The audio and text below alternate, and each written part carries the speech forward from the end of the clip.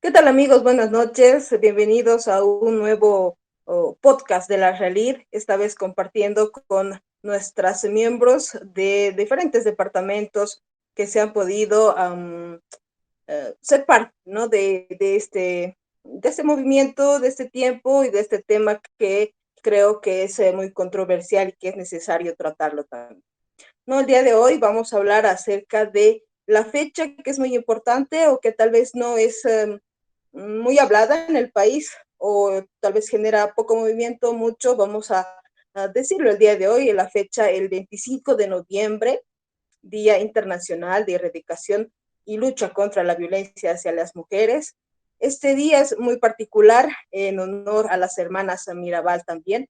Esta fecha, 25 de noviembre, se ha ido generando en espacios municipales, en espacios departamentales también, um, espacios de socialización, ¿no? De concientización acerca de lo que es el 25N con un color muy específico y particular que es el color naranja. El día de hoy tengo invitadas muy especiales. Está con nosotros Alejandra Gutiérrez, que es abogada y egresada de la carrera de Sociología también. Es por 2020, es actual directora nacional de ACMUN y es activista feminista independiente. Buenas noches, Alejandra. Buenas noches, querida Maya. Un gusto compartir este espacio con mujeres eh, tan comprometidas con el trabajo del activismo feminismo y con la Relit, sobre todo, ¿no? Que está tocando este tema por primera vez con un primer podcast que es muy importante para nosotros hablarlo. Gracias, Alejandra. También estamos con Jessica Sibila, que ella es abogada, es miembro de la RARI también, es por 2018 y es fundadora de la plataforma feminista Voces. Buenas noches, Jessica. Muy buenas noches, Amayita. Muchas gracias por darnos este espacio a la RELIT, a la Coordinación Nacional, quienes han gestionado este podcast. Y bueno, felicitar igual a mis compañeras con las que vamos a compartir esta plataforma, que seguro va a ser muy enriquecedora para todos, ¿no? Claro que sí. También está con nosotros Denise que es igual activista feminista en estos tiempos y también que es egresada de la carrera de Sociología. Buenas noches, Denise. ¿Cómo estás, Amaya? ¿Cómo están chicas, chicos, chicas, todas las personas que nos están viendo? Un gusto poder estar aquí. Sí, mi persona es militante feminista, parte del colectivo Yuya Nina Manta. Actualmente estoy egresada de la carrera de Sociología y me encuentro cursando un diplomado en pensamiento feminista. Un gusto poder estar aquí, poder tocar este tema tan importante. Gracias chicas, gracias por tomarse este tiempo que creo que es muy fundamental, no solo para las mujeres, sino también para toda la familia en general, ¿no? Creo que es necesario optar por ciertos conocimientos, ciertas dudas que se generan a través de este año, estos tiempos también que está generando mucha conmoción en nuestro país. Vamos a empezar y dar a entender a los que nos están viendo y a los que nos van a escuchar también a por qué nos referimos o a qué nos entendemos con lo que se llama violencia de género. ¿Tiene algún aspecto de qué carácter? Vamos a empezar con las primeras respuestas. Jessica, por favor. Claro que sí, Amayita, creo que es muy importante que podamos sentar desde nuestras perspectivas, desde nuestros feminismos, lo que se entiende por violencia de género, ¿no? En sí, la violencia de género es toda acción negativa que se realiza contra una persona o un grupo de personas en razón de su género. Es decir, que el móvil, que la causa que motiva esta acción negativa, esta acción dañina, es el género o el sexo biológico de la persona a la cual se está dañando, ¿no?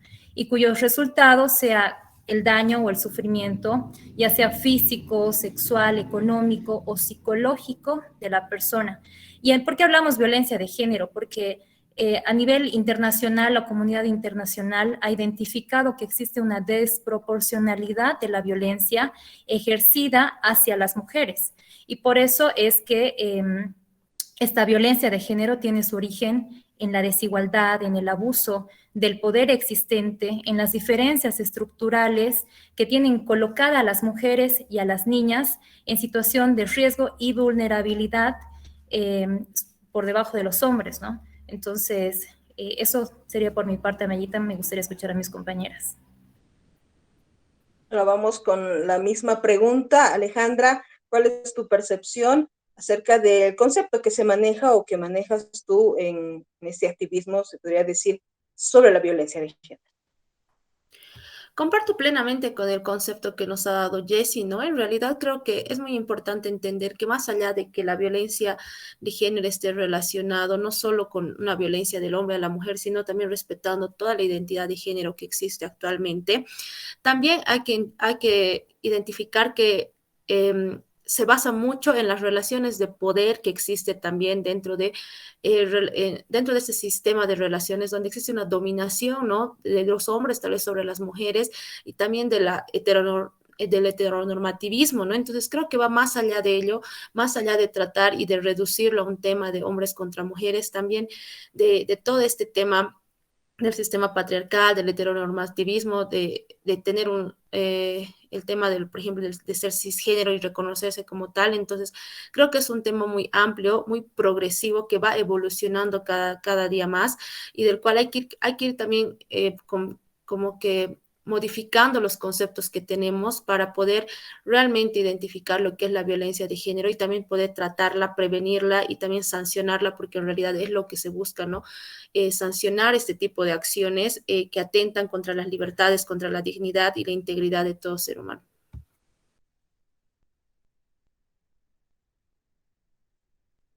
Muchas gracias, Alejandra. Sin duda alguna que son conceptos fundamentales que se manejan, ¿no? A través de los muchos movimientos, ¿no? Que están manejando igual ese tema. Me interesó mucho la palabra que ha mencionado Alejandra con el tema de heteronormativismo. Tal vez podrías darnos un poco más del concepto, tal vez alguna pista, algo que te sugiera para poder responder las dudas también.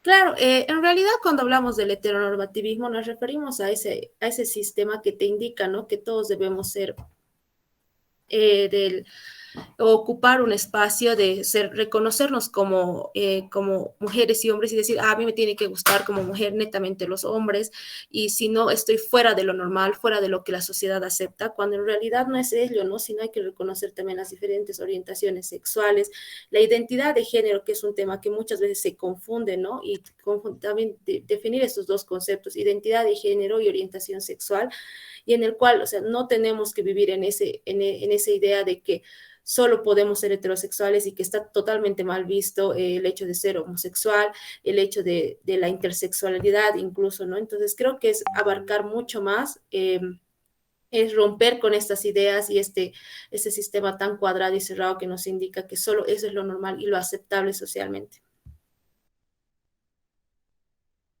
Los conceptos son muy particulares, ¿no? Y creo que te abren la curiosidad y te abren un poco más el tema de querer llenar más dudas, ¿no? Vamos con Denise. Denise, ¿cuál es tu percepción y tu concepto que manejas alrededor de todo este tiempo del movimiento que tú estás siendo parte también, ¿no?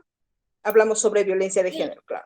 Bueno, estoy muy de acuerdo con lo que mencionaban mis compañeras anteriormente y creo que también es necesario aportar también que cuando hablamos de violencia de género, en realidad hablamos de una violencia que es estructural, ¿no? ¿A qué nos referimos con esto? Una violencia que parte de una estructura, como decía Alejandra, que es el patriarcado, ¿no? La estructura patriarcal y que tiene sus brazos operativos en muchas esferas, ¿no? Entonces hablamos de violencia física, psicológica, económica, simbólica, hay un montón de violencias que se pueden identificar sobre los cuerpos de las mujeres, ¿no? pero que además están involucrados y están metidos en todas las esferas de la vida social, política, económica. Entonces, es necesario reconocer a la violencia de género como una violencia estructural que está basado, como decía Alejandra, en las relaciones desiguales de poder, ¿no? En las relaciones de dominación y de dominada, ¿no? Que en realidad bajo esta estructura los hombres serían los que son los dominantes y las mujeres las dominadas, ¿no? Entonces, creo que es necesario centrar eso y también hablar de la violencia de género, ya supongo lo vamos a profundizar un poco más próximamente, pero hablar de la violencia de género también como un mecanismo de disciplinamiento sobre el cuerpo de las mujeres, ¿no? Es decir, es una muestra, digamos, de disciplinamiento, de castigo hacia las mujeres, ¿no? Entonces, cuando ocurre un feminicidio, cuando ocurre un hecho violento en una pareja y demás, se está hablando también de, por detrás, ¿no? El aspecto sociológico es justamente este componente de disciplinamiento, de castigo hacia las mujeres por no hacer lo que se espera que deberían hacer las mujeres, ¿no? Entonces, eso quería aportar. Gracias, Denise. Tal vez una duda que se puede generar en este concepto que nos das. ¿Existe alguna estadística, existe algún número que tú puedas darnos, si conoces, ¿no? Del porcentaje que se tiene en cuanto a la mujer y al varón, ¿no? Decías que hay más, la mujer es la dominada por el varón, ¿no? Y hay muchas personas igual que nos dicen, ¿por qué, no? ¿Por qué solo la mujer es dominada por el varón? ¿Acaso no hay hombres dominados? ¿Acaso el hombre igual no sufre violencia por parte de la mujer? ¿Se maneja estos números, tal vez? Sí, en realidad este es un precepto que se ha buscado hablar, digamos, para deslegitimar un poco la lucha feminista, ¿no? Y en realidad tal vez habría que identificar que viene un poco por ese lado. Cuando se menciona, los hombres también sufren violencia, evidentemente los hombres sufren violencia, pero no sufren una violencia en razón de género, justamente por lo que acabo de explicar, ¿no? Cuando se habla de una violencia de género, se habla de una violencia estructural y no hay una estructura de opresión de mujeres hacia hombres, ¿no? Entonces, evidentemente se da la violencia en parejas, se da la violencia de mujeres y hombres, pero no tienen los mismos la misma raíz, digamos, del problema, ¿no? Que es el patriarcado, que es un sistema de opresión. Entonces, creo que eso es clave como que determinar, ¿no? Y decirlo también, porque existen obviamente estadísticas de hombres que sufren violencia por mujeres, pero que no tienen la misma raíz, ¿no? Entonces, me parece muy clave la pregunta, Maya, más bien muchas gracias, porque nos permite también reflexionar en torno a esto. ¿Y de qué hablamos cuando decimos violencia de género? Porque muchas personas dicen, ay, ¿por qué la violencia de género no contempla a los hombres, ¿no? Y es justamente por esto, ¿no? Porque una mujer no va a ir y le va a golpear a un hombre por el hecho de ser hombre, ¿no? Por el hecho de creer, porque no existe una estructura de dominación. Entonces, creo que va en ese sentido. Si mis compañeros pueden aportar algo en torno a eso, sería genial para que así quede clara la idea también. Claro que sí. ¿Alguna tiene alguna repercusión, una respuesta tal vez? Sí, Amayita, perdona, Ale, creo que igual querías hablar. Un minutito va a ser intervención. Para acotar más o menos a lo que decía Denise y en razón a la pregunta que hacías, precisamente sí hay índices, hay investigaciones. No hace mucho, creo que es hace unos meses, ha sacado una Mujeres Igual y otra organización de mujeres que ahorita no tengo, ahorita estaba intentando buscar, pero precisamente hay una investigación donde hacen una encuesta a las mujeres y donde, por ejemplo, les preguntan en el ámbito público y en el ámbito privado, si en algún momento han sido sujetas de algún tipo de violencia. Y la verdad es que un porcentaje muy alto, un 90%, las mujeres en algún momento de su vida, tanto en el ámbito público como en el ámbito privado, han sido sujetas de violencia en razón de género, por esa subordinación a la que hacían referencia las chicas hace rato, en la que generalmente el hombre tiene ese poder, ese dominio, y tienen esa sujeción y subordinación a las mujeres en razón, ya sea a la relación que sea, ¿no? Pero una relación de poder. Entonces, se puede manejar números, se puede manejar índices, y que quizás a finalizar del podcast podríamos proyectarlo. Claro que sí, Alejandra. Claro, si bien incluso muchas de las, no podemos tener estadísticas claras y reales, porque hay que entender que tanto mujeres como hombres no denuncian muchas veces la violencia que sufren, sobre todo en tema de varones, ¿no? No hay una denuncia muchas veces en estos casos, pero sí hay que entender que, por ejemplo, y voy a rescatar lo que decía Denise respecto a esto, o sea, no hay un sistema que oprima a los varones y tampoco son, y muchas veces te dicen, ¿no? Cuando quieren de alguna forma desprestigiar el movimiento en contra de la violencia hacia las mujeres, te dicen, pero estadísticamente anualmente mueren más hombres que mujeres. Y claro, puede que sí, por temas laborales, pero ninguna de esas muertes se ha dado en razón a que sean hombres, al género, a los roles que representan ellos dentro de la sociedad, sino por otro tipo de cosas externas o personales. En cambio, las mujeres mueren no por un tema de que o sea, ellas mueren en realidad porque esperan un comportamiento de ellas que no se da, pero que socialmente tendría que darse. Entonces mueren por temas de género, por lo que esperan que tenga que ser una mujer. Entonces creo que esa es la gran diferencia en estos espacios, de que sí existe una gran violencia hacia las mujeres por un sistema que las oprime y que espera que tengan un comportamiento y roles específicos. Y si no lo hacen, o sea, la única forma que encuentran desde este sistema que totalmente es también violento es asesinarlas o violentarlas. Entonces, más allá de eso, creo que es importante reconocer eso, ¿no? El espacio de la opresión y esa categoría que no es vinculada a las muertes que sufren los varones o a la violencia que sufren los varones. Muchas gracias, chicas, por sus aportes. Creo que es enriquecedor igual conocer de palabras de ustedes que viven día tras día el movimiento, ¿no? Este movimiento que ha generado igual varios acontecimientos, si se puede decir, ¿no? El movimiento feminista. Han hablado de patriarcado, esta palabra que, si no estoy equivocada, viene de tiempos atrás, de tiempos bíblicos. Si no estoy equivocada, igual lo vuelvo a decir. El patriarcado, ¿cuál es la relación que tiene este con la violencia de género? ¿Tendrá relación con la ideología? ¿Tendrá relación con la religión? Por ahí. Empezamos con Alejandra, por favor. Gracias, Mayita. Bueno, en realidad creo que todo el sistema patriarcal, al decirlo, es todo un sistema que está arraigado a nuestra educación, a la forma en la que nos comportamos socialmente, a la religión. Entonces, creo que en realidad sí está muy implicado al tema de la violencia, ¿no?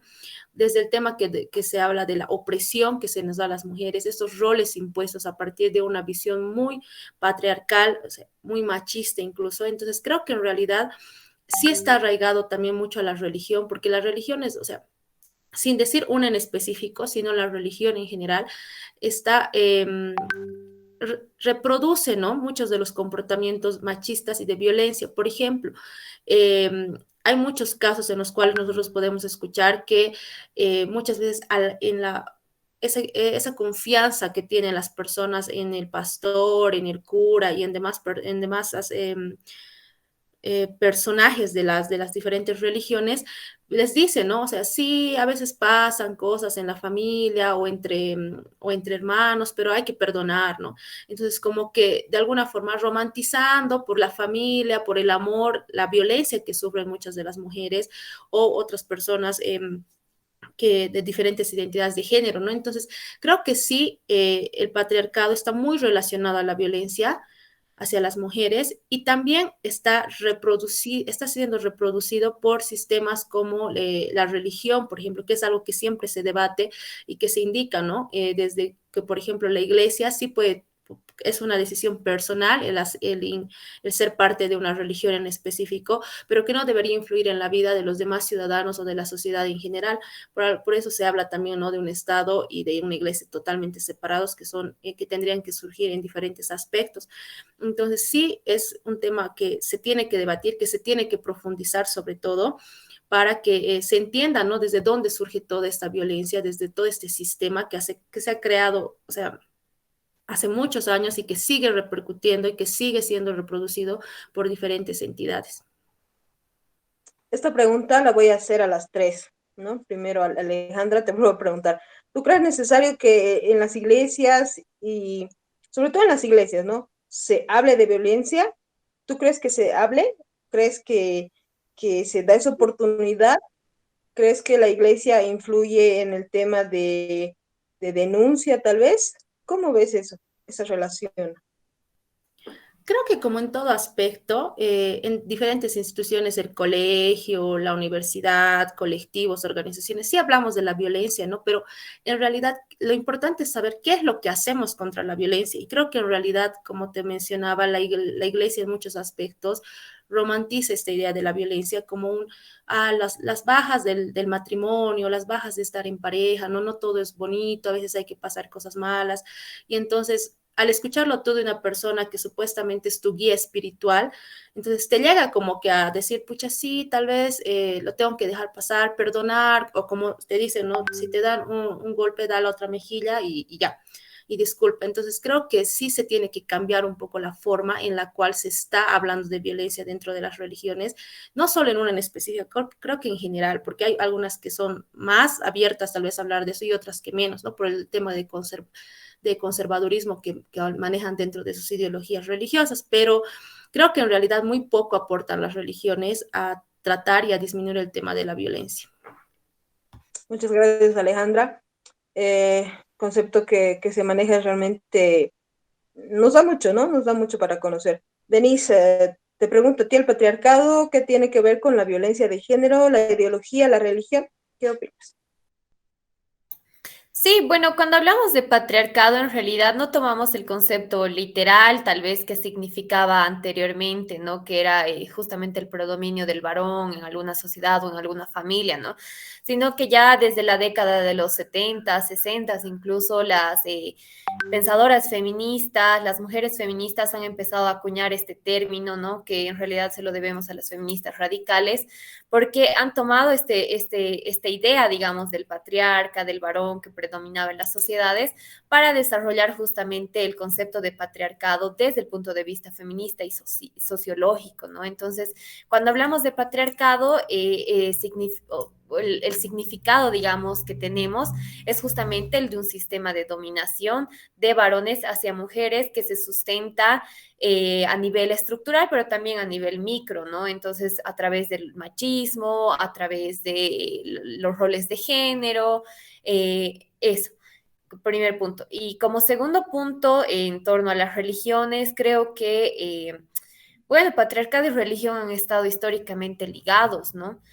Cuando hablamos de violencia de género, en realidad la religión, la Iglesia Católica, posteriormente la Iglesia Protestante ha sido una de las, bueno, de los componentes más fuertes de sanción y de castigo también a las mujeres, ¿no? Entonces, creo que realmente históricamente y por cómo la historia nos muestra, la Iglesia siempre ha tenido en su discurso esta misoginia internalizada y este machismo, ¿no? Por eso es que nosotras como feministas siempre decimos o reivindicamos un Estado laico, ¿no? Y desde mi experiencia también puedo contarlo, ¿no? Porque yo he sido parte de una iglesia cristiana en la que obviamente los discursos ya no se manejan como antes, ¿no? Ahora está sancionado decir, ah, no, si tu marido te pega, no hagas nada, ¿no? El discurso ya no es el mismo y creo que también el machismo, esta ideología patriarcal va cambiando de manera que se mimetiza o de manera que se pueda ser aceptada también dentro de la sociedad, bajo un discurso más light, ¿no? O sea, ya no te dicen eso, pero te dice hora antes de separarte, ¿no? O no, no, no, si tu marido te pega, obviamente, no, te puedes separar, pero solamente si te pega, ¿no? Pero cuando hablamos de violencia de género, no hablamos solamente de violencia física, y eso es importante también que se pueda tocar y hablar y reconocer, ¿no? Entonces, bueno, la religión, como digo, creo que siempre ha sido cómplice de este sistema, de hecho, creo yo, es uno de sus brazos operativos, ¿no? Entonces, para mí por ahí va la relación. Muchas gracias, Denise. Jessica, para ti, ¿cuál es la relación que tiene la violencia de género con ideología, religión, el patriarcado? Claro que sí, Amayita, completamente de acuerdo con lo que dicen mis compañeras. Y bueno, como ya mencionaban en sí, el patriarcado es ese sistema, ¿no?, de dominio que ya está institucionalizado, que es estructural y que precisamente esa es su relación que tiene con la violencia de género, ¿no? Esa institucionalización y ese sistema estructural del patriarcado. ¿Por qué? Porque esta jefatura ejercida, que como mencionaba una de mis compañeras, que venía desde la historia, digamos, desde la familia, ¿no? Que el jefe de familia era un hombre, entonces desde ahí viene la cuestión del dominio y la jefatura, digamos, que ejerce el padre sobre la familia. Entonces, esta sistematización del dominio y del liderazgo de la jefatura sobre la familia se va extrapolando, se va proyectando a las diferentes situaciones sociales, ¿no? En todo caso, se va extrapolando a las costumbres, a las prácticas cotidianas, a las leyes, a las religiones, a las instituciones sociales, a las políticas. Entonces, el patriarcado en realidad está totalmente relacionado con la violencia de género, porque es ahí donde va imponiendo de una manera, a veces no de una manera explícita, sino también de una manera implícita, y como mencionaba hace rato Denise, por ejemplo, ejerciendo quizás la violencia simbólica, no de una manera directa, pero sí indirecta, esa opresión, esa subsumisión, esa subordinación de las mujeres, ¿no? En las diferentes áreas, en las diferentes aristas de la sociedad y que devienen en violencia de género. Esta violencia puede ser expresada tanto violencia física, violencia psicológica, violencia económica, violencia simbólica, y igual como mencionaba, muchas veces va mutando, ¿no? La violencia se va transformando a medida que va pasando el tiempo. La manera en la que se demuestra esa violencia, esa posesión, ese dominio, esa relación de dominio que se tiene, que se ejerce, digamos, se va transformando a medida que pasa el tiempo.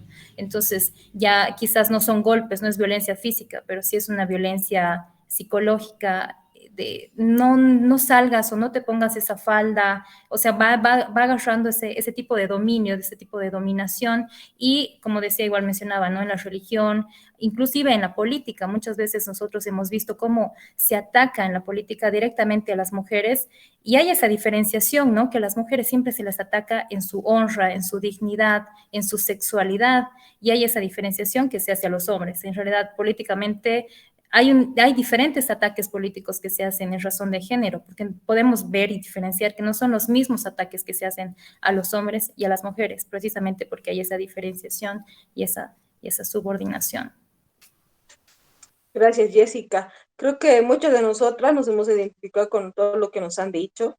Creo que a algunas igual nos ha costado salir de esa costumbre, ¿no? Que nuestras familias igual han adoptado, bueno, no en sí costumbres, ¿no? Tal vez el tema de educación, ¿no? Se podría decir, de las falditas, del pantalón, que la relación que se tiene con el tema género, que la mujer no debe hacer esto, que el hombre sí, ¿no? Son conceptos y que tienen varias aristas, ¿no? Para finalizar esta primera partecita pequeña, para cualquiera de las tres, me puede decir cuál es la relación que tiene la violencia hacia las mujeres con los feminismos, para cualquiera de las tres.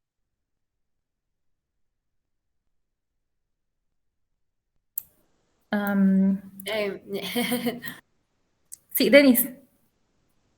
Buenísimo. Voy a hablar cortito, así tal vez nos dé espacio. En realidad, el movimiento feminista justamente surge del pensar, reflexionar e identificar, creo, ¿no? Este tipo de violencia, no solamente como algo individual, sino como algo colectivo que le estaban pasando a todas las mujeres, ¿no? Entonces, cuando las primeras feministas empiezan a cuestionarse, ¿por qué no tenemos los mismos derechos que los hombres? ¿O por qué nosotras tenemos que hacer esto y los hombres no? O al revés, ¿no? Entonces empieza este cuestionamiento, ¿no? Y ahí es justamente donde nace el movimiento feminista. Entonces, el movimiento feminista nace en contraposición a esta violencia estructural que se estaba ejerciendo y que se ha ejercido históricamente sobre nuestros cuerpos, sobre nuestra ideología, sobre nuestra mente, sobre todo nuestro ser, ¿no? Que nos ha terminado no solamente violentándonos, degradándonos, sino llevándonos a una condición incluso deplorable, ¿no? Como mujeres y que culmina prácticamente en instancias como el feminicidio. Entonces creo que esa es la relación clave. ¿No? Las mujeres, el feminismo existe porque existe una estructura que nos violenta, que nos oprime. Dale, Jessie, algo cortito que puedas decirnos acerca de eso. Sí, sí. Bueno, que en sí la relación que tiene la violencia hacia las mujeres con los feminismos es que la erradicación de la violencia es una lucha que persiguen todos los feminismos, ¿no? Si bien existe una pluralidad de feminismos, por los diferentes factores que rodean a las personas involucradas, puede ser el origen, el idioma, la orientación sexual, la cultura, la religión, por eso es que existen diferentes tipos de feminismos, pero en sí todos lo que realmente quieren es erradicar la violencia y lograr una igualdad de derechos, una equidad, eso, ¿no? Entonces, eso sería. Súper, muy bien, chicas. Entramos al contexto boliviano, creo que nos importa más hablarlo, al contexto boliviano, al contexto municipal, departamental, um, con referencia a lo que son las leyes, tema de prevención, el tema de cómo podemos erradicar más allá de lo que se ha planteado a través del gobierno, de los gobiernos municipales y departamentales, todo este movimiento, la 348, que se está trayendo ciertas modificaciones, igual algunos artículos, no sé si es favorable para la ley, para las mujeres. Esta ley 348 incluso se menciona que se da espacio igual para que los hombres también denuncien. ¿Cuál es su opinión? A ver, empezamos con Alejandra. ¿Qué opinión te merece la 348? ¿Hay aspectos rescatables? ¿Hay deficiencias? ¿Tú crees que es incluyente también para los varones? Bueno, si bien la ley 348, como su nombre le dicen, es una ley para la eliminación de toda forma de violencia contra las mujeres, pero hay que identificar también que dentro de una de todas las formas de violencia que reconoce la violencia familiar o doméstica, sí da la posibilidad de que los varones también puedan denunciar, ¿no? Entendiendo el hecho de que la familia está compuesta por los papás, la madre, los hijos, sea de una familia monogámica, etcétera. Entonces, sí da la posibilidad en este artículo de que los hombres puedan denunciar violencia, pero los demás aspectos son relacionados netamente a proteger de todo tipo de violencia a las mujeres.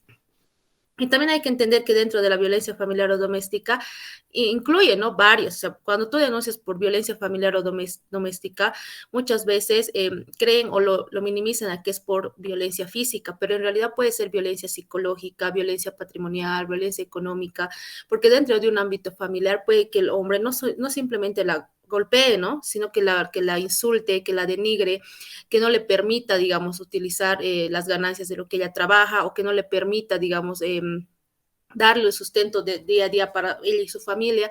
Entonces, sí es un aspecto muy amplio el tema de la violencia familiar o doméstica, pero entrando específicamente a la ley 348, creo que más que aspectos positivos, que si bien ha tenido, ¿no? una necesidad social en realidad cuando ha sido promulgada por toda la violencia que se estaba visibilizando en realidad, porque no es que antes no existía, sino que se estaba empezando a visibilizar con mayor fuerza la violencia, los feminicidios y todo ello, tiene muchas deficiencias presupuestarias, porque si bien la ley te habla de la prevención, la sanción y te habla también de reinsertar a la mujer violentada a un espacio de la sociedad donde ya se encuentre, ¿no? Como se habla de empoderada económicamente, socialmente, psicológicamente, te puede hablar muchas cosas, el sistema educativo, el sistema social, el sistema de las casas de acogida y muchas cosas, pero que en realidad no tienen el presupuesto ni en realidad el personal y el recurso humano preparado para ello. Dentro de las casas de acogida, si bien sí existen en municipios, tanto del área urbana como de áreas rurales, no tienen el presupuesto real para poder abarcar a muchas mujeres. Y también es un proceso transitorio, ¿no? Y hay que identificar que pueden estar máximo 3 meses en estas casas de acogida, pero que muchas veces en situaciones muy fuertes de violencia, los 3 meses no son suficientes para reinsertarlas psicológicamente y muchas veces ni económicamente para la manutención de sus hijos. Entonces, creo que eso es un espacio muy cuestionable, ¿no? De lo que es la ley 348.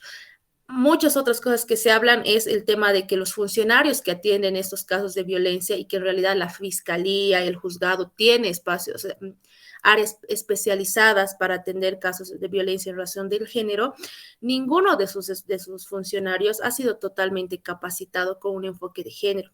Las capacitaciones que se han dado a estos funcionarios ha sido como decir, les explicamos sexo diferencia género y hay estos tipos de violencia, entonces ya, pero eso no es realmente darles una formación con enfoque de género, porque al momento de denunciar es donde muchas de las mujeres se ven revictimizadas más que en el avance del proceso, ¿no?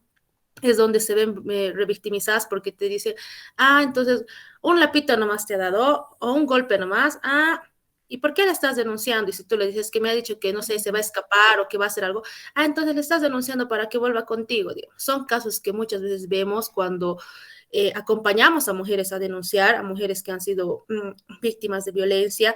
Y también otro muy importante es el ver el tema de cuando vas a hacer tu certificado médico forense, esperan verte totalmente desfigurada para darte 6, 5, 7 días, ¿no?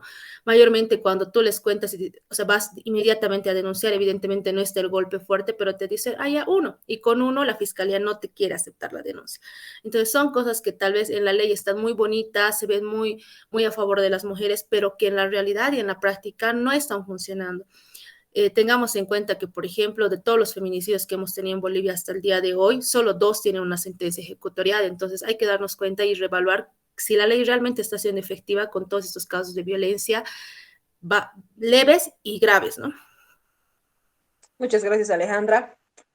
Jessica, ¿cuál es tu concepto acerca de la 348? ¿Es inclusivo? ¿Hay deficiencias? ¿Cómo lo ves tú desde tu ámbito laboral también? Claro. En principio, la verdad es que la ley 348 en realidad es un avance muy importante. Ha sido en realidad tanto la Constitución Política como la ley 348. Es se podría decir inclusive una conquista nacional en razón a la defensa de los derechos de las mujeres y a la erradicación de la violencia, ¿no? Porque igual es un mandato internacional en razón a las convenciones que han sido ratificadas por nuestro país, como la Convención Belén do Pará, por ejemplo. Entonces, viene esta ley y la Constitución a institucionalizar esa función del Estado de erradicar y de tener como prioridad estatal la erradicación de la violencia contra la mujer. En primer lugar, haciendo ese reconocimiento, ¿no?, de esa desproporcionalidad que existe en la violencia hacia la mujer.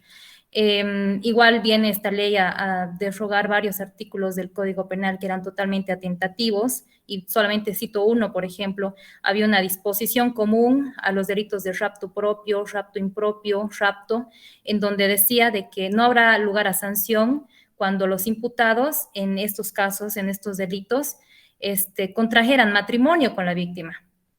Entonces, miren, por ejemplo, ahí cómo se revictimizaba a la víctima, cómo se soslayaba los derechos en realidad de la víctima, ¿no?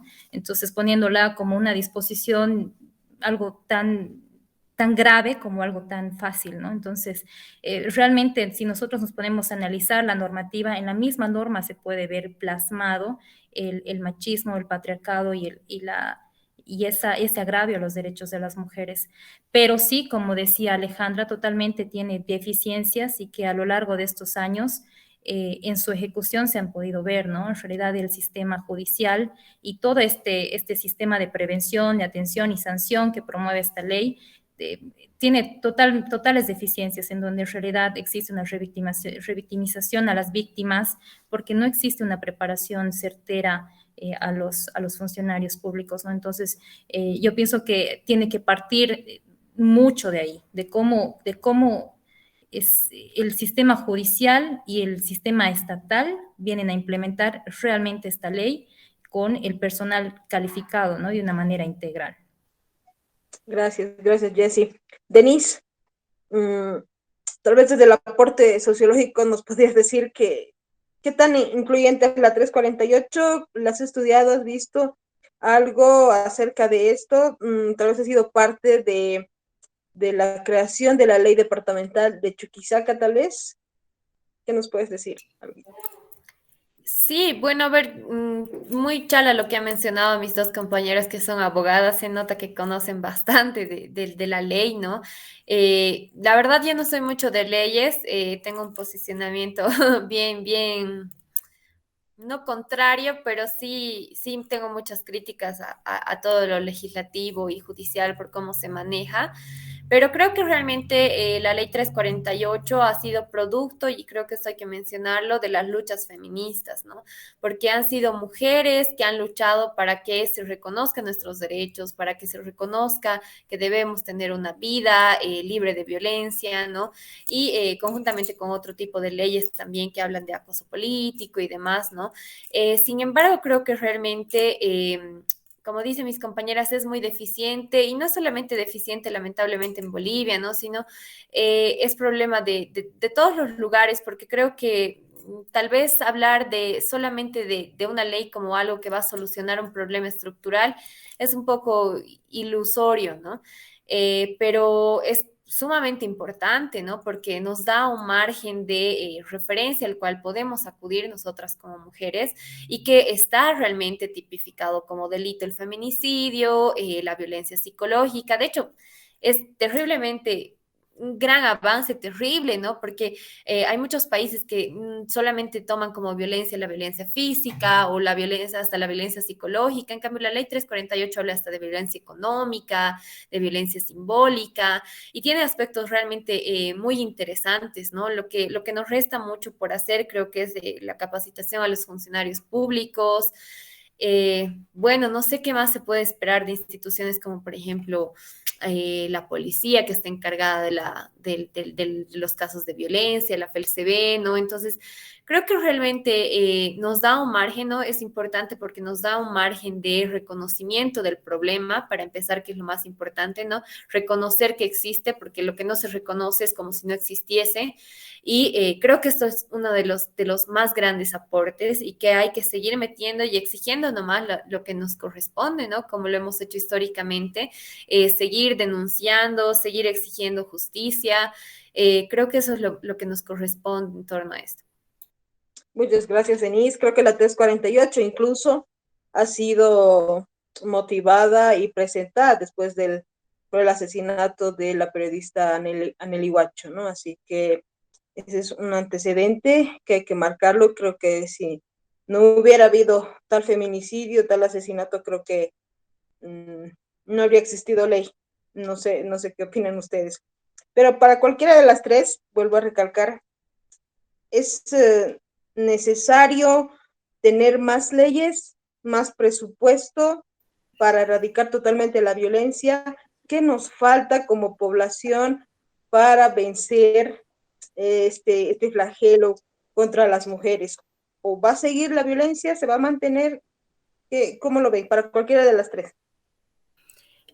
Bueno, en realidad creo que el crear más leyes muchas veces, y hay algo que en derecho nosotros conocemos como el derecho penal, eh, que se da simplemente por el movimiento social, ¿no? Y algo que decía Denise es muy cierto, o sea, las luchas de las mujeres han hecho que, por ejemplo, que si bien la sentencia o el proceso que ha sufrido el feminicidio de Anely Guacho haya sido tipificado como asesinato, es porque no existía esta figura, ¿no? O sea, nadie la conocía, incluso en Sucre, una de las que igual llamó mucho la atención fue el asesinato de Sarah Hochstetter, que también fue un feminicidio, pero fue condenado por asesinato porque esta figura no existía en ese entonces.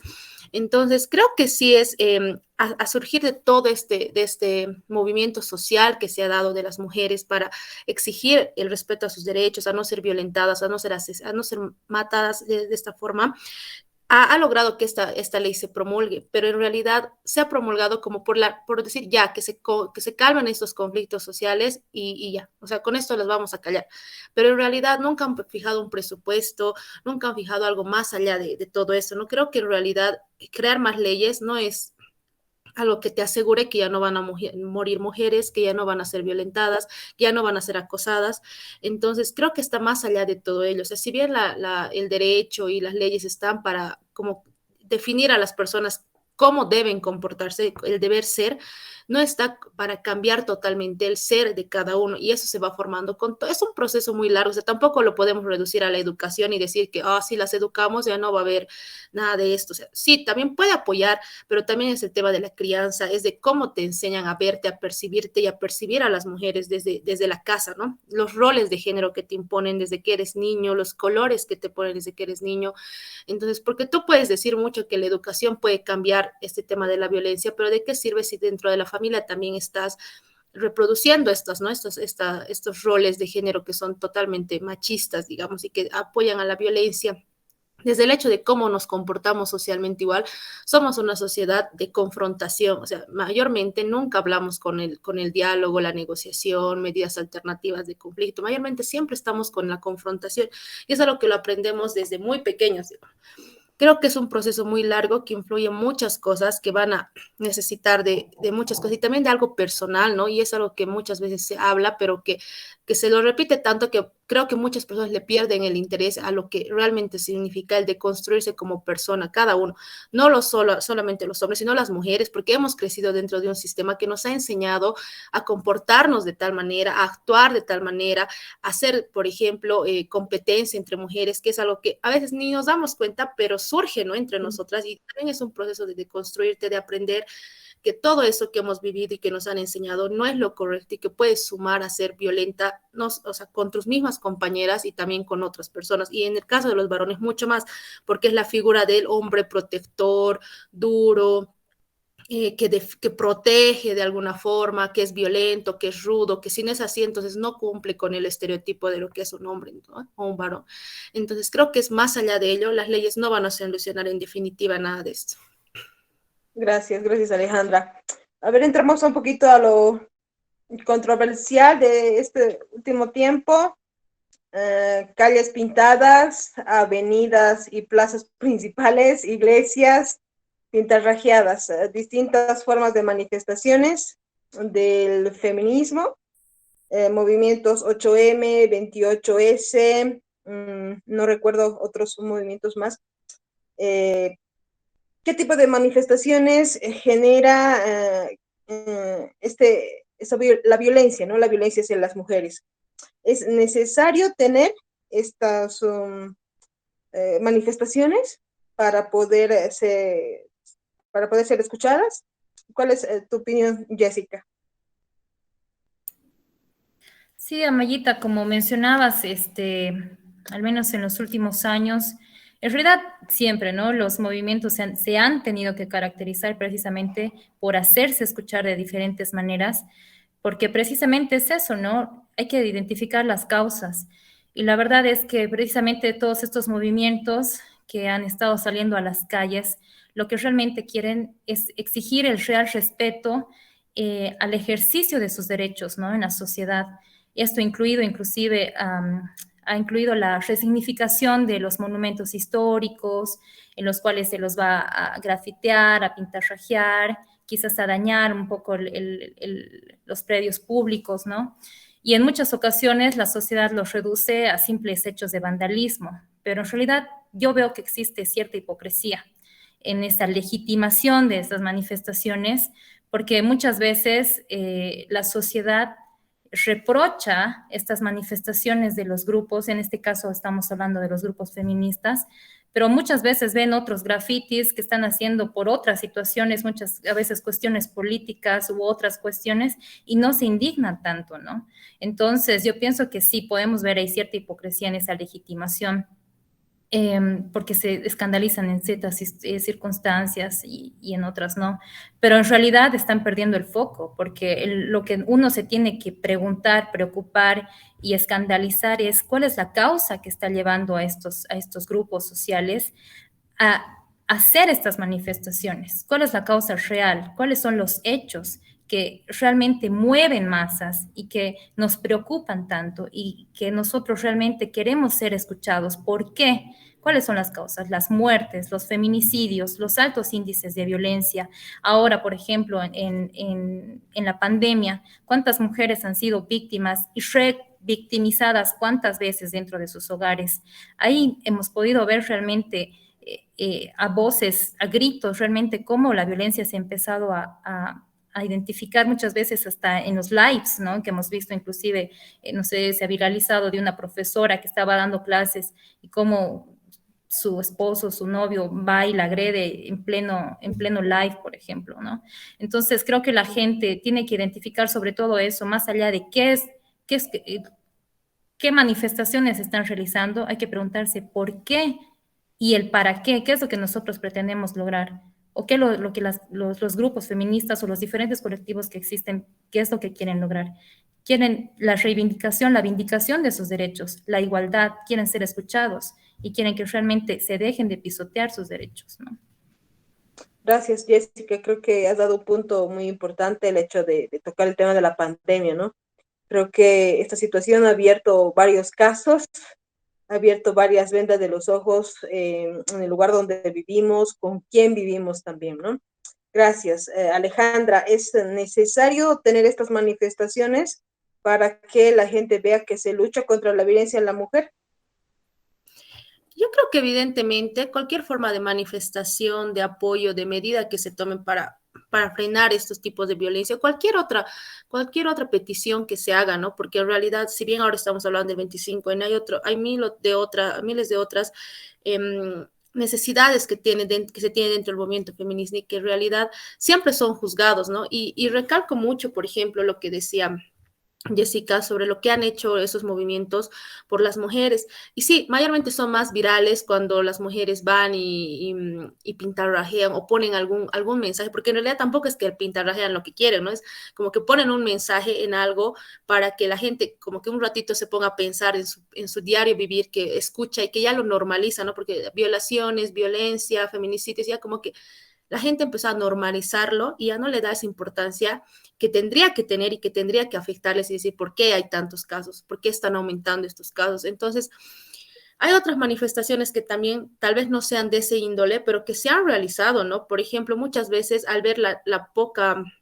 eficacia de la atención a las mujeres que sufrían violencia en la pandemia, muchas mujeres y colectivos feministas se han organizado durante la pandemia para tener números de llamada de emergencia, para que ellas sean las que puedan socorrer en primera instancia y luego transmitir, ¿no? A la policía, al Ministerio Público. Entonces, también son manifestaciones que se organizan desde las mujeres, pero que no son tan virales porque no las pueden criticar, no los pueden de alguna manera estigmatizar como lo hacen por ejemplo, con las muestras de protestas, los plantones, la iconoclasia que realizan las mujeres, pero que en realidad esa forma de visibilizarlo, ¿no? Porque te pones a pensar que si tú pintas una pared, todo el mundo dice, pero ¿cómo la pared, propiedad privada, patrimonio histórico y demás? Pero entonces, tanto te importa una pared que luego la vas a pintar, y que en muchos casos algunas mujeres, algunos colectivos sí las han vuelto a pintar, pero que querían que se tome en impacto, más no el hecho de lo que hayan, la acción de haber pintado, sino el hecho de que denunciaban, por ejemplo, en Potosí, ¿no? Un colectivo que ha sido incluso declarado persona no grata por el Consejo Municipal. Pintaba mensajes, por ejemplo, de denuncia contra algunos fiscales, los fiscales departamentales que no atendían casos de violencia, que eran urgentes de atender como feminicidios y violaciones. Entonces, creo que eso es el mensaje en realidad que se debería tomar en cuenta, ¿no? Porque las formas de protesta y en realidad la iconoclasia es algo que ha existido desde hace mucho tiempo. O sea, no es que ahora las feministas de ahora, supuestamente, como dicen, las feministas de ahora ya no son feministas porque pintan, porque destruyen y demás. Se ha hecho siempre, las mujeres que han luchado por el voto han hecho también iconoclasia, ¿no? En su momento, pero obviamente no ha quedado en la historia todo eso que han hecho, sino simplemente la lucha de haber conseguido el voto. Pero si la gente realmente investigaría, se daría cuenta que es una forma de protesta que siempre ha estado acompañando a los movimientos sociales en general, no solo a las mujeres. Cuando muchos han salido a luchar por el golpe, por el fraude, como lo quieran llamar las diferentes posiciones, igual han hecho este tipo de protesta, han cerrado calles, han hecho plantones, han pintado Bolivia no se rinde, golpe, los del otro lado han puesto fraude, entonces sí han también tomado estas medidas, pero no las critican porque en realidad ha sido supuestamente algo consensuado por la sociedad, pero para el movimiento feminista es algo muy radical, ¿no? Entonces creo que hay que empezar a ver el tema del fondo de por qué se hacen estas cosas y desde cuándo en realidad se utilizan estas medidas de protesta. Gracias. Denise, ¿qué tipo de actos son las manifestaciones? ¿A qué te convocan? ¿A qué te llaman? A ver, yo creo que para empezar, como decía Alejandra, hay muchos tipos de manifestaciones feministas, ¿no? Claramente las que más se dan cuenta las personas porque son más mediáticas y porque justamente atinge a esta doble moralidad muchas veces, es la iconoclasia, la quema, ¿no? Las como que manifestaciones violentas, pero hay todo tipo de manifestaciones feministas, pacifistas, manifestaciones que no tienen incluso presencia física, sino es virtual, los performance, ¿no? Y creo que al hablar pucha, si es bueno o malo una manifestación, creo que realmente caemos en ser tendenciosos, ¿no? En prácticamente como que manchar mucho del movimiento feminista y creo que no es la idea. Entonces, creo que, como decían mis compañeras, cada movimiento feminista, y no solamente feminista, cada movimiento social utiliza diferentes mecanismos de lucha, ¿no? De articulación, de lucha, de acuerdo al contexto en el que se da. Y hablando de Latinoamérica, Latinoamérica tiene un contexto de violencia demasiado jodido hacia las mujeres, ¿no? Feminicidios que dentro de la violencia de género no solamente están calificados como violencia, sino que además por la crueldad en la que se dan descuartizamientos, violaciones antes de los feminicidios, esta lógica de esta violencia tan cruel, ¿no? Es lo que Rita Segato habla de pedagogías de la crueldad, ¿no? Un poco también. Creo que el contexto en el que se da también cómo se van dando las cosas, también exige una respuesta adecuada en eso. Obviamente las manifestaciones no van a ser las mismas que, no sé, pues Dinamarca, digamos, ¿no? Alemania, no sé, en otros contextos que tienen diferentes tipos de, no solamente legislaciones, sino también a nivel cultural en torno a este tema, ¿no? Y realmente, como decía, el contexto latinoamericano es un contexto súper hostil, entonces las respuestas tienen que ir en la medida también de cómo es el contexto, ¿no? O sea, nadie va a ir a decir, por favor, déjenme de matar, por favor, no maten a más mujeres, ¿no? Porque cada acción también viene de este contexto, ¿no? Como menciono.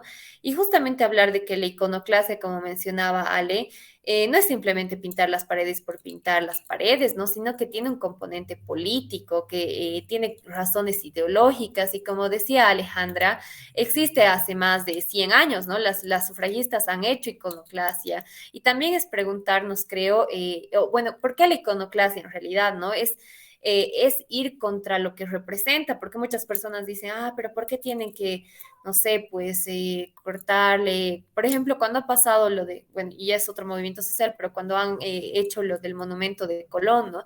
Dicen, pero ¿por qué? ¿Qué les molesta? Que el daño económico, no sé qué, ¿no? Es ir en contra de lo que representa y lo que reproduce, ¿no? Porque si bien Colón ya está muerto, puta, hace añazos, es ir en contra de lo que reproduce esto, ¿no? O sea, de esta lógica colonialista, esta lógica patriarcal, ¿no? Y ¿por qué iglesias, por ejemplo? Porque la iglesia es, como mencionábamos anteriormente, uno de los principales espacios de reproducción de la ideología machista, de la sumisión de las mujeres, ¿no? De la dominación del varón bajo estos preceptos religiosos. Entonces, o por qué ciertos lugares, creo que el año pasado, si no me equivoco, en el 8M, habían destrozado los vidrios de un negocio, ¿no? Y a toda la gente se ofendió, pero en realidad era que el negocio pertenecía a una persona que era violenta y que había agredido sexualmente a una mujer, ¿no? Entonces, creo que realmente, como dicen mis compañeras, hay que preguntarnos, ¿no? Y yo, mi completo apoyo a todas las feministas en todas sus formas de manifestación, ¿no? Si quieren hacer un performance, si quieren salir sin brasier a la calle, perfecto, o sea, el cuerpo también es un instrumento de lucha, ¿no? Y es el principal instrumento de lucha. Entonces, realmente creo que hay que analizar más a profundidad y no quedarnos simplemente, ay, no, estas feministas malas, no sé, quieren atacarnos a nosotros, ¿no? Entonces creo que va un poco por ahí, no caer sobre todo en esta lógica tendenciosa de, no, me voy a agarrar de un hecho de violencia que han hecho las feministas para arruinar el movimiento feminista también, ¿no? Entonces, sí, eso. Gracias, gracias, Denise. Ya para terminar, las consideraciones finales, que nos ha traído todo este conversatorio, este pequeño diálogo que hemos tenido. Jessica, contigo, cortito. Muchas gracias, Amayita. Bueno, igual agradecer a mis compañeras, a Denise, Alejandra. Realmente muy interesante compartir la información y las opiniones, ¿no?, que cada una tiene y en razón a su ámbito de trabajo y de activismo. Y bueno, mi consideración final sería hacer llamar un poco la atención a la sociedad en general, porque si bien a lo largo de las décadas el movimiento feminista y los diferentes movimientos sociales han tenido conquistas, sí, realmente se ha logrado reivindicar muchos derechos de las mujeres, pero no podemos negar y no podemos darle espalda al hecho de que realmente es un cáncer social, es una realidad la violencia a las mujeres. En lo que va del año, hasta octubre íbamos 95 casos de feminicidio en Bolivia. ¿Y cuál es la diferenciación de feminicidio? Es porque han sido asesinatos perpetrados por hombres hacia sus parejas, digamos. Hay esa relación de dominio que tanto les hablábamos en este podcast. Entonces, hay realmente algo ahí estructural, hay algo social que nosotros tenemos que identificar, cambiar y realmente ponerle la atención que se merece, ¿no? Entonces, eso, y la verdad es que en todo caso, esta erradicación de la violencia, esta identificación de los diferentes tipos de violencia que se empieza a hacer en nuestro país, no solamente es para las mujeres, ¿no? También es para todos los hombres, para todas las personas que vivimos dentro de nuestro territorio, porque la idea es eso, es identificar la violencia desde los diferentes ámbitos, desde las diferentes definiciones que existan y poder eliminarla para que podamos lograr una sociedad más justa, más libre, más equitativa. Gracias, Jessica. Alejandra, tus consideraciones finales, por favor. Bueno, creo que ha sido un espacio muy rico, en realidad, compartir con Jessica, con Denise, que vienen de diferentes, ¿no? Tal vez corrientes del feminismo, que nos han explicado muchas cosas, para todos los que nos están escuchando y los que nos van a ver también por otras plataformas. En realidad creo que ha sido un espacio para poder cuestionar, ¿no? Para que las personas que están escuchando se cuestionen un poco de la percepción que tienen del 25N, de lo que la percepción que tienen del feminismo, de las formas de protesta y que en realidad es lo que buscamos, ¿no? Que las personas se cuestionen, se pregunten por qué se están realizando estos actos, que empecemos nuestro proceso de deconstrucción personal y también apoyemos tal vez a otras personas a empezar este proceso, porque no es nada fácil, no es algo que aprendas y que se te haga de un día para otro, pero sí que es un proceso continuo donde siempre tenemos que andar fortaleciéndonos y apoyándonos entre todos los que queremos cambiar en realidad todo este sistema que oprime a las mujeres y que de alguna forma también limita, ¿no?, a los varones en muchos aspectos, ¿no?, porque les enseña y les tiene un rol muy específico, porque evidentemente no los oprime, pero sí que puede limitar en algunos aspectos de su vida. Entonces creo que es importante reconocer que vivimos en un espacio totalmente violento hacia las mujeres, no solo físico, sino psicológico, económico, simbólico, social, etcétera, que tenemos que aprender también a reconocer estos tipos de violencia, porque no podemos reducir la violencia a los golpes, sino hay que también entender que el hecho de denigrarte, de insultarte es una forma de violencia, hay que socializar todo ello y también a sumarnos, ¿no?, a las medidas de protesta desde el espacio y desde la forma en la que nosotros creamos conveniente.